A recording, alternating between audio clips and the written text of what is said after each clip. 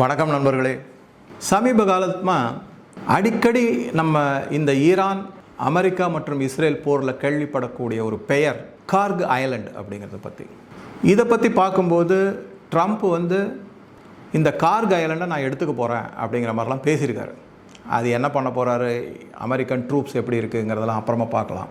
இந்த கார்க் ஐலண்டு அப்படிங்கிறது எங்கே இருக்குது, என்ன இதில் முக்கியத்துவம் வாய்ந்த ஒரு சில செய்திகள் அப்படிங்கிறத இந்த வீடியோவில் உங்கள் கூட ஷேர் பண்ணுறோம். ஈரானில் 4-5 இடத்துல போர்ட்லாம் இருக்குது. பந்தர் அப்பாஸ் ஒன்று, அதுக்கப்புறம் சபஹார், அது இப்போ தான் டெவலப் ஆகிட்டு வருது. இதை தவிர சில சின்ன சின்ன போர்ட்டுகள்லாம் இருக்குது. அதை தவிர கல்ஃப் ஆஃப் ஒமனில் ஒரு போர்ட் இருக்குது, ஜஸ்க் அப்படின்னு பேர், JASKன்னு சொல்லுவாங்க. அந்த போர்ட்டும் இருக்குது. இதில் என்ன பிரச்சனை அப்படின்னா, ஈரானில் இருக்கக்கூடிய துறைமுகங்கள் எல்லாமே ஒரு ஷாலோ வாட்டரில் இருக்குது அப்படின்னு சொல்லுவாங்க. அதாவது ஆழ்கடல் கிடையாது. அதனால் என்ன பிரச்சனைனா, சின்ன போட்டு, சின்ன கப்பல்கள் வர முடியும். ஆனால் மிகப்பெரிய அளவிலான கப்பல்கள், அதாவது அதை எப்படி சொல்லுவாங்கன்னா VLCC அப்படின்னு சொல்லுவாங்க, வெரி லார்ஜ் க்ரூட் கேரியர்ஸ் அப்படின்னா. இப்போ ஒரு 10 லட்சம் டன் இல்லை பேரல் அந்த மாதிரி எடுத்துகிட்டு வரணும் அப்படின்னா அந்த கப்பல்கள்லாம் இந்த துறைமுகத்தில் வர முடியாது. இந்த இடத்துல தான் இந்த கார்க் ஐலண்ட் அப்படின்னு சொல்லக்கூடியது ரொம்ப முக்கியத்துவம் வாய்ந்ததாக இருக்குது. இது ஈரானுக்கு தெற்குலேயும் அந்த ஹோர்மோஸ் ஸ்ட்ரெய்ட்டுக்கு வடக்கிலும் இருக்குது இந்த கார்க் ஐலண்டு. இது ஒரு ஐலண்டு கிடையாது, இதை சுற்றி ஒரு 4-5 ஐலண்ட் இருக்குது. ஒரு கிளஸ்டர் ஆஃப் 4 or 5 ஐலண்ட்ஸ் அப்படின்னு சொல்கிறாங்க. இந்த கார்க் ஐலண்டுடைய முக்கியத்துவம் என்னென்னா, இது கிட்டத்தட்ட ஒரு 20லேருந்து 25 கிலோமீட்டர். அந்த மேப் வச்சு பார்த்தீங்கன்னா ஓரளவுக்கு புரியும் நமக்கு. ஈரானுடைய மெயின் லேண்டுன்னு சொல்லக்கூடிய முக்கியமான பகுதி, அங்கே இருந்து இந்த தீவு ஒரு 20-25 கிலோமீட்டர் தொலைவில் தான் இருக்குது. அதனால் என்ன பண்ணுறாங்க அப்படின்னா, ஈரான்கிட்ட 2 விதமான எண்ணெய் வளங்கள் இருக்குது. ஆன்ஷோர் அப்படின்னு சொல்லுவாங்க, ஆஃப்ஷோர் அப்படின்னு சொல்லுவாங்க. ஆன்ஷோர்னால் நிலத்திலேயே இருக்கக்கூடிய எண்ணெய் கிணறுகள், ஆஃப்ஷோர்னால் அந்த கடலில் இருக்கக்கூடிய எண்ணெய் கிணறுகள். எந்தெந்த எண்ணெய் கிணறுகள்லாம் ஆன்ஷோர் ஆஃப்ஷோர் அப்படின்னு பார்த்தோம்னா, ஆன்ஷோரில் அவாஸ் அப்படிங்கிற ஒரு இடத்துல இருக்குது, மரூன் அப்படிங்கிற ஒரு இடத்துல இருக்குது, கஷரன் அப்படிங்கிற ஒரு இடத்துல. இது நான் முக்கியமான ஆன்ஷோர் எண்ணெய் கிணறுகளை பற்றி மட்டும் சொல்லியிருக்கேன். இதே மாதிரி ஆஃப்ஷோர்னா தரவுட் அப்படிங்கிற ஒரு இடத்துல, அப்புறம் அபுசார், அதுக்கு அடுத்தது ஃபொருசன் அப்படிங்கிற இடத்துல. இதெல்லாம் கடலில் இருக்கக்கூடிய எண்ணெய் கிணறுகள். சரி, கடலில் இருக்கக்கூடிய எண்ணெய் கிணறுகள்லேருந்து எண்ணெயை எடுத்து அங்கே இருக்கிற ஸ்டோரேஜ் ஃபெசிலிட்டிஸில், நான் சொன்ன மாதிரி ஈரானில் இருக்கக்கூடிய துறைமுகங்களில் பெரிய கப்பல்கள் வர முடியாது. ஆனால் அதே நேரத்தில் இந்த கார்க் ஐலண்டில் இருக்கக்கூடிய துறைமுகத்தில் வெகு சுலபமாக மிகப்பெரிய அளவிலான இந்த VLCCன்னு சொல்லக்கூடிய கப்பல்கள் வரக்கூடும். ஏன்னா அங்கே ஆழ்கடல் இருக்குது. வெரி லார்ஜ் க்ரூடு கேரியர்ஸ், அப்படி 10 லட்சம் டன், 12 லட்சம் டன் அந்த மாதிரி இருக்கக்கூடிய பல கப்பல்கள் அங்கே வர முடியும். இதை விட இன்னொரு மிக முக்கியமான விஷயம் இந்த கார்க் ஐலண்டை பொறுத்த வரைக்கும் என்னென்னா, ஒரே நேரத்தில் சைமல்டேனியஸ்லி அப்படின்னு சொல்கிறாங்க, 8 முதல் 10 கப்பல்கள் வரை ஒரே நேரத்தில் ஆயிலை ஃபில்அப் பண்ண முடியும். அப்படியே பம்ப் பண்ணி அந்த கப்பலில் ரொப்பிடுவாங்க, போட்டு நிரப்ப முடியும். அதை அந்த மாதிரி மிக மிக ஒரு அருமையான அமைப்பு அந்த இடத்துல இருக்கு. இதன் மூலமாக என்ன சொல்றாங்கன்னா, ஒரு டயத்தில் மினிமம் நீங்க 70 லட்சம் டன் ஒரே நாளில் இந்த கார்க் ஐலண்ட்ல இருந்து கப்பல்களுக்கு நிரப்ப முடியும் அப்படிங்கிறது மிக மிக முக்கியமான செய்தி. ஒரு அருமையான அமைப்பு அது அப்படிங்கிறது. இதுக்கு கார்க் ஐலண்ட்ல இருந்து என்ன பண்ணியிருக்காங்க, நான் சொன்ன மாதிரி கடல்ல இருக்கக்கூடிய எண்ணெய் கிணறுகள்ல இருந்து எண்ணெயை எடுத்து ஸ்டோரேஜ் செஞ்சு அதிலிருந்து கப்பலை ஏற்றுமதி. அது ஒன்று. இரண்டாவது பாயிண்ட் என்ன பார்க்குறோம் அப்படின்னு பார்த்தோம்னா, இந்த ஆன்ஷோர் சொன்னேன் இல்லைங்களா, ஆன்ஷோர்லேருந்து ஆவாஜ், மரூன், கெஷரன் அப்படிங்கிறது, இந்த 3 இடத்துல இருக்கக்கூடியதுக்கெல்லாம் நிலத்திலிருந்து அண்டர் கிரவுண்டில், நிலத்தடியில் பைப்லைன் போட்டு கார்க் ஐலண்ட் வரைக்கும் கொண்டு வச்சிருக்காங்க. அந்த மாதிரி வரும்போது அங்கேருந்து அந்த பைப்லைன் மூலமா நேரடியாக பம்பை வச்சு அப்படியே இது பண்ணி கப்பல்களை நிரப்ப முடியும் அப்படிங்கிறது. ஆக மொத்தம் இது மிக மிக முக்கியமானது. இதை தவிர அந்த நிலத்து அடியில் போடப்பட்டுள்ள பைப்புகளை தவிர அதன் கூடவே பல விதமான கேபிள் கனெக்ஷன்ஸ் எல்லாம் வந்துகிட்டு இருக்கு. அது டேட்டா கேபிள்ஸாக இருக்கலாம், கம்யூனிகேஷன் கேபிள், ஏதோ பயங்கரமான கம்யூனிகேஷன் கேபிள், அதற்கான பலவிதமான ஏற்பாடுகளையும் ஈரான் அரசு செஞ்சிருக்காங்க. இது ஒரு பக்கம் இருக்குங்களே.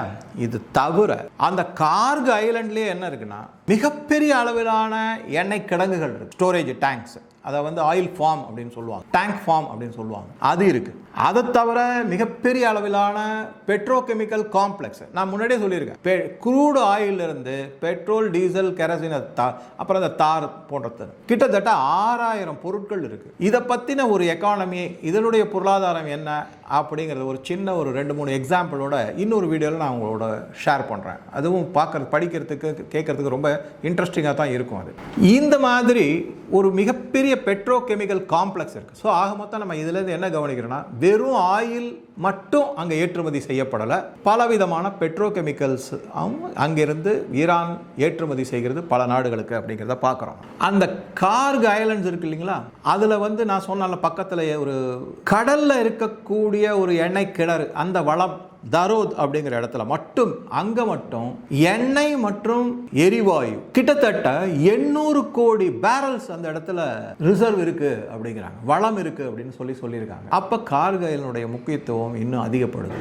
இதை தவிர மற்ற ஃபெசிலிட்டிஸ் அப்படின்னு அந்த என்டையர் காம்ப்ளெக்ஸ்ல, அந்த கார்கு ஐலண்ட்ல என்ன சொல்லியிருக்காங்கன்னா, லார்ஜ் ஒரு மிகப்பெரிய ராணுவ அமைப்பு அங்க ஒன்று வச்சிருக்காங்க, முகாம் ஒன்று அமைச்சிருக்காங்க. எதுக்காகனா இது எல்லாத்தையும் பாதுகாப்பதற்கு. இதை வந்து நம்ம குறிப்பா கவனிக்கணும். கார்கு ஐலண்ட்லேயே ஈரான் IRGC-னுடைய மிகப்பெரிய ராணுவ முகாம் அங்கே இருக்கு. பல ஆயிரக்கணக்கான ஈரானிய IRGC-யை சேர்ந்த வீரர்கள் அங்கே இருக்காங்க. எந்நேரமும் எந்த விதமான தாக்குதலும் நடத்துவதற்காக ரெடியாக இருக்காங்க, பாதுகாப்பு அரண் மாதிரி இருக்காங்க. அது முக்கியமான செய்தி நமக்கு. அங்கே வந்து அந்த ஐலண்டுக்கு தேவையான பவர் பிளான்ட், அதாவது மின்சார உற்பத்தி செய்யக்கூடிய ஏற்பாடுகள் எல்லாமும் தயாராக இருக்குது அப்படின்னு சொல்கிறாங்க. இதெல்லாம் மிக மிக முக்கியமானது. இப்போ நம்ம அந்தமான் நிக்கோபார் ஐலண்ட் எடுத்துக்கிட்டோம்னா, அங்கே வந்து பவர் பிளான்ட் கிடையாது, டீசல் ஜெனரேட்டர் தான் இருக்கும். அப்படி இல்லைன்னா இப்போ நவீனத்தில் வந்து இந்த சோலார் பேனல், இல்லை விண்டு மில்லு, இதை வச்சு மின்சார உற்பத்தி செய்கிறாங்க. நான் அந்தமான் நிக்கோபாருக்கு போன போதெல்லாம் நான் பார்த்துருக்கேன், எல்லா இடத்துலையுமே வந்து வெறும் டீசல் ஜெனரேட்டரை வச்சு தான் மின்சார உற்பத்தி, அதன் மூலமாக தான் ஃபேனோ இதுவோ எல்லாமே இருக்கும். அது அங்கே வந்து பவர் பிளான்ட்னே கிடையாது அந்தமான் நிக்கோபார். பட் இந்த கார்கு ஐலண்டில் நீங்கள் நல்லா கவனிங்க, தன்னந்தனியாக அங்கே ஒரு பவர் பிளான்ட் வச்சுருக்காங்க. ஏன்னா ஆயில் கிடைக்குது, ஆயிலை யூஸ் பண்ணி நீங்கள் வந்து பவர் பிளான்ட், இப்போ எலக்ட்ரிசிட்டி ப்ரொடியூஸ் பண்ண முடியும், அதை வச்சு பல நடவடிக்கைகளில் ஈடுபட முடியும் அப்படிங்கிறது முக்கியமான செய்தி. நம்ம கார்கு ஐலண்ட்லேயே அதற்கென்றே தனித்துவமான ஒரு ஏர்போர்ட் இருக்குது, பல சீ போர்ட்டுகளாகவும் இருக்குது. ஆக மொத்தம் ஒரு முழுமையான ஒரு குட்டி நாடு மாதிரி எல்லா வசதிகளோட மற்றும் ஆயில் வெல்த் அப்படின்னு சொல்லக்கூடியதோடையும் வளத்தோடு இருக்கக்கூடிய ஒரு ஐலண்டு தான் இந்த கார்கு ஐலண்டு. இந்த கார்கு ஐலண்டை தான் ட்ரம்ப் குறி வச்சிருக்காரு. முதல்ல என்ன சொன்னாருன்னா, கார்கு ஐலண்ட் மேலே நான் தாக்குதல் நடத்துவேன் அப்படின்னு சொன்னார். அடுத்தது என்ன சொல்லியிருக்காருன்னா, அந்த ஐலண்டை நான் எடுத்துப்பேன். இங்கே எல்லா இடத்துலையுமே நான் திருப்பி சொல்கிறேன், நான் அமெரிக்கா எடுத்துக்கணும் கூட சொல்ல மாட்டாங்க, ஐ வில் டேக் இட் அப்படிங்கிற மாதிரி தான் சொல்லிட்டு இருக்காரு. சரி, இதுக்கு முன்னாடி எப்படி சார் இருந்தது அப்படின்னா, 1950-60களிலேயே அமெரிக்க கம்பெனிகளும் பிரிட்டிஷ் கம்பெனிகளும் இந்த கார்கு ஐலண்டில் வந்து எண்ணெய் வளங்களை உபயோகப்படுத்தியிருக்காங்க, எடுத்து கப்பல்களை ரொப்பி கொண்டு போயிருக்காங்க. இது ஏதோ இன்னைக்கு ட்ரம்ப் தான் புதுசாக சொல்கிற மாதிரி கிடையாது. ஆனால் காலப்போக்கில் என்ன ஆயிடுச்சுன்னா, கம்ப்ளீட்டாக வெளிநாட்டு கம்பெனிகளை ஒதுக்கி தள்ளிட்டு ஈரான் 100% தங்களுடைய கட்டுப்பாட்டுக்குள்ளே தான் அதை வச்சிருக்காங்க. அது ரொம்ப ரொம்ப முக்கியமான ஒரு செய்தி நமக்கு. அடுத்தது, இந்த கார்கு ஐலண்டில் இன்னும் ஒரு மிக முக்கியமான செய்தி என்னன்னா, ஈரானுடைய 90% எண்ணெய் மற்றும் எரிவாயு ஏற்றுமதி இந்த கார்கு ஐலண்ட் மூலமாகத்தான் நடக்கிறது. அப்போ நீங்க பாருங்க, ஒரே ஒரு விஷயம் நமக்கு இந்த கனெக்ட் த டாட்ஸ் மாதிரி பார்த்தோம்னா, ஒருவேளை அமெரிக்கா இந்த கார்கு ஐலண்டை கையகப்படுத்தி அதை தாக்குதல் நடத்தி அதை கையில் எடுத்துட்டாங்க, ஈரானியர்கள் அங்கேருந்து விரட்டப்பட்டாங்கன்னா 90% எண்ணெய் சார்ந்த பொருளாதாரம் ஈரானுக்கு மிகப்பெரிய அடி. அது அடின்னு உள்ள இடினே சொல்லலாம். இந்த இடத்துல தான் என்ன ஆகுதுன்னா, ஈரானை பொறுத்த வரைக்கும் எண்ணெய் சார்ந்த பொருளாதாரம் தான் மிகப்பெரிய அளவில் இருக்குது. அவங்கக்கிட்ட வேற ஒன்றும் பெருசாக கிடையாது.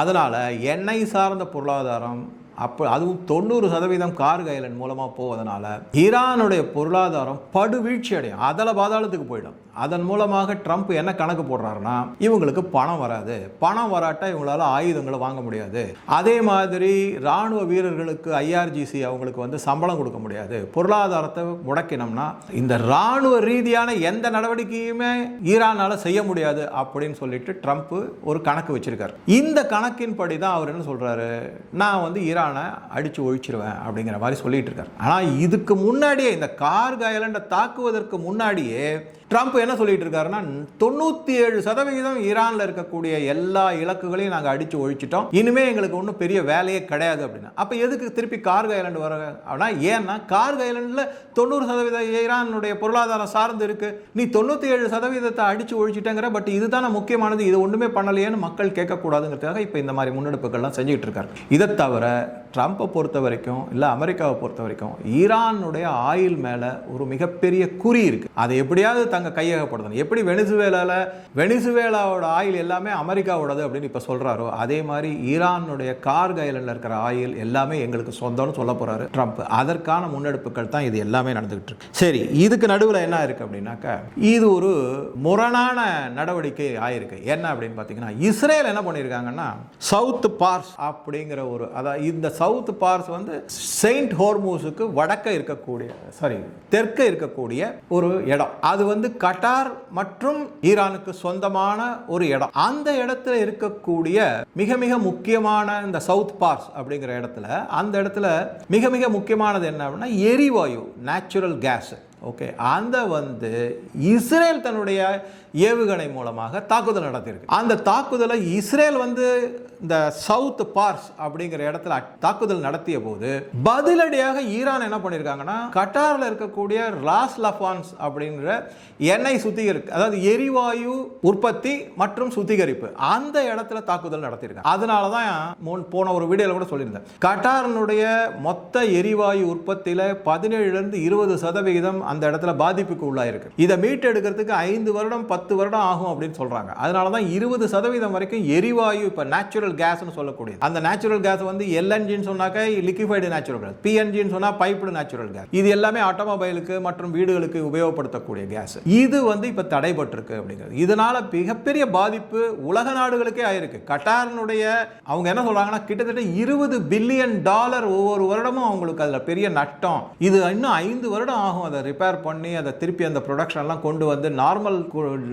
இதுக்கு கொண்டு வரதுக்கு 5 வருடத்திலிருந்து 10 வருடம் கூட ஆகலாம் அப்படிங்கிறது. இப்ப இங்க குறிப்பா நம்ம என்ன கவனிக்கிறோம்னா, இந்த சவுத் பார்ஸ்ல இருக்கக்கூடிய ஆயில் மற்றும் எரிவாயு இடத்தை, வளங்களை இஸ்ரேலினுடைய தாக்குதல் நடத்த போது அது கொஞ்சம் பாதிப்புக்கு உள்ளாச்சு. இங்க வந்து குறிப்பா என்ன கவனிக்கணும்னா, இந்த சவுத் பார்ஸ் இருக்கு இல்லைங்களா, இதுல வந்து ஈரான் மற்றும் கட்டார் 2 பேருக்குமே இதுல பங்கு இருக்கு. அவங்க ஒரு பர்டிகுலர் ரேஷியோல அதை ஷேர் பண்ணிக்கிறாங்க. உனக்கு இவ்வளவு வளம், என்னுடைய மொத்த வளத்துல எண்ணெய் மற்றும் இது எரிவாயுல எனக்கு கொஞ்சம், நான் இவ்வளவு எடுத்துப்பேன் அப்படிங்கிற மாதிரி. இப்ப இதை அட்டாக் பண்ண போது ஈரான் பாதிப்புக்கு உள்ளாச்சுங்கிறது ஒரு பக்கம் இருக்கட்டும், கட்டாரும் பாதிப்புக்கு உள்ளாயிருக்கு இஸ்ரேலினுடைய தாக்குதல். இஸ்ரேல் என்ன நினைச்சாங்கன்னா, ஈரானுடைய சவுத் பார்ஸ் தான் நாங்க தாக்குறோம். ஆனா அதுல பங்கு இருக்கிறது இஸ்ரேலுக்கு தெரியாம இருக்காது, கண்டிப்பா தெரிஞ்சிருக்கும், அமெரிக்காவுக்கும் தெரிஞ்சிருக்கும். இருந்தாலும் தாக்குதல் நடத்தினதுனால இது 2 நாடுகளுக்கு மட்டும் இல்லாம கட்டாருக்கு, அதாவது இஸ்ரேல் மற்றும் ஈரானுக்கு மட்டும் இடையே உள்ள தாக்குதல் என்று நினைக்காமல் இஸ்ரேல் கட்டாரை தாக்கிவிட்டதாக பல பேர் கருத்து தெரிவிச்சிருக்காங்க. இதுல குறிப்பா என்ன பண்ணிருக்காங்கன்னா, ஒரு பிரஸ் மீட்ல கட்டாரினுடைய டெபுட்டி பிரைம் மினிஸ்டரும் அதே மாதிரி துருக்கியுடைய ஃபாரின் மினிஸ்டரும் சேர்ந்து இந்த மாதிரி இஸ்ரேல் செய்தது மிக மிக தவறான ஒரு செயல், பொருளாதாரத்தில் மேலே இந்த மாதிரி தாக்குதல் நடத்துவதுங்கிறது வந்து தகாத செயல் அப்படின்னு சொல்லி ஒரு கண்டனம் தெரிவிச்சிருக்காங்க. இப்போ என்ன பண்ணியிருக்காங்கன்னா, எப்போ வந்து கார்க் ஐலண்ட் தாக்குதலுக்கு உள்ளாக போதுன்னொடனே கொஞ்சம் கொஞ்சமாக ஈரான் வந்து, நான் சொன்ன மாதிரி ஜஸ்க் அப்படின்னு ஒரு துறைமுகம் இருக்குது, JASK அப்படின்னு வரும். அந்த துறைமுகம் வந்து கல்ஃப் ஆஃப் ஓமனில் வருது. அதனால் கொஞ்சம் கொஞ்சமாக பைப்லைன் வழியாக அந்த பக்கம் எடுத்துக்கிட்டு போய் அங்கே கப்பல்களை கொண்டு வந்து நிறுத்தி அதன் மூலமாக ஏற்றுமதியை தொடர்ந்து செஞ்சுக்கிட்டு தான் இருக்காங்க.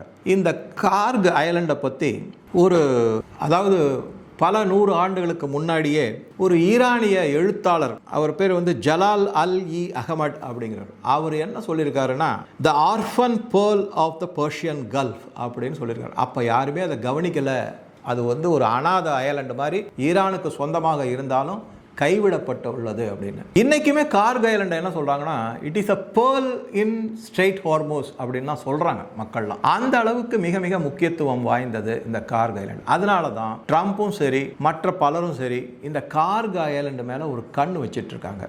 அடுத்த வீடியோவில் கார்க் ஐலண்ட் மேல ட்ரம்ப் தாக்குதல் நடத்த முடியுமா முடியாதா, சாத்தியக்கூறுகள் என்னென்ன இருக்கும் அப்படிங்கிறத பார்க்கலாம் நம்ம அடுத்த வீடியோவில். ஸோ உங்கள் கருத்துக்களை பதிவிடவும்.